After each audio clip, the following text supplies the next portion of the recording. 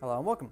What we're going to be looking at in this video is we're going to be looking at how to use sensory and emotional language and doing so in an effective way.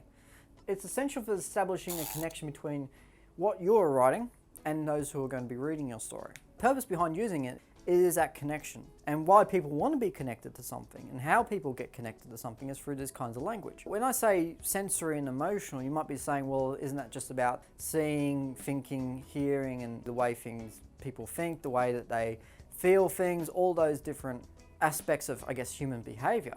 What's important about that? I mean, do we really want to be reading something about someone's feelings, and do we really want to be sort of immersed with other details? We've already got visuals, which we can see, but then we've got sounds. Why do we need sounds? Why do we need all those things?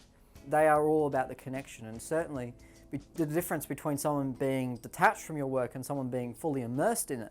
When I'm marking work, and if I'm immersed in it, means that I'm concentrating on what you've written rather than necessarily the mistakes you've made. But the other thing is, in the outcome of you being able to write a meaningful and powerful story, one that has complexity and subtlety and all those different things, then using these kinds of language is key to that. And it's something that allows you to tell your story a lot more meaningfully than if you don't have it there. In this video, we're going to go through the various types, and we're going to use the methods in which they can be used effectively. So we'll just get straight into it. As the name implies, for sensory language is all about the 5 senses, but we're going to take away one, because we remove sight from this list because we've already covered it with imagery and we cover it through descriptive language. We only really need to focus on these other 4, sound, taste, smell and touch, and these are often really ignored by students because of the fact that, well, we've already got visual, so why do we need the others? Well, the one thing is, as I said, that this really helps with immersion and really helps to make your work 3-dimensional. In other words, if I'm describing something using sounds, taste, smell and touch, I'm not just looking at something like it's on TV. I'm actually there. I'm starting to picture myself there more, and particularly if you're describing, for instance, a forest or something like that, it's not just, if you're walking through a forest, it's not just seeing trees, it's about feeling the chill of the air, it's about smelling either the rain or the dampness or the dryness or the different plants. I mean, even the taste, you say, well, do you go around tasting trees? No, of course not. But you taste for particular dryness of the air or whatever it may be, and those sorts of things. And you start to really put yourself there rather than sort of watch it like you were watching it on TV, which is the big part of reason why you use these different senses. The reason why we also omit sight from this as well is because sight is, as I said, all too often covered. Really, the focus on sensory language means that you start to rely on things other than sight. Obviously, you still use the visual descriptions, but you can use others as well. It makes your work immersive, so it starts to make it 3-dimensional. It starts to make it 4th-dimensional, where you start to go into it. So it really helps to bring it off the page and into your imagination, which is really the point of it. Offering visual details is like watching TV. In that, yes, okay, TV has sound as well, but it's like you're completely separate from it, that you're sitting back on a couch somewhere and it is far away from you.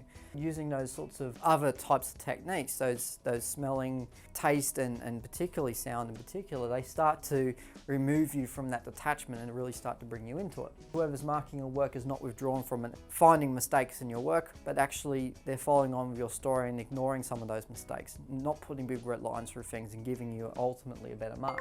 It sucks them further in. Their imagination starts to fill in the gaps between what you're writing, and so you also don't need to focus on description as much, because the imagination starts to fill those in. As you learn to control the level of description that you put in, then to have this as an extra, to be able to have these different senses in as extras, means that the imagination really starts to fill in the gaps that you've sort of set for them. And good sensory description absorbs readers completely.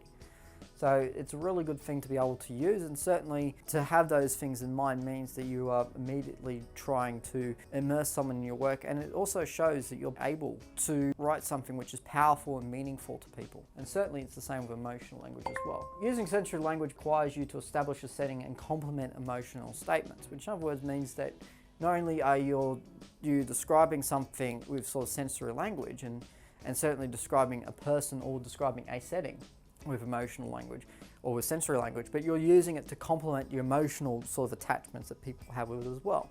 It's sort of, they're two things that work together and certainly allow us to imagine and sort of feel what they feel. It allows us to create empathy. For instance, we've got an example here. The barley fields rustled with a gentle brush of the wind, offering the sweet hint of straw and beer taps and the beer taps at my grandfather's pub.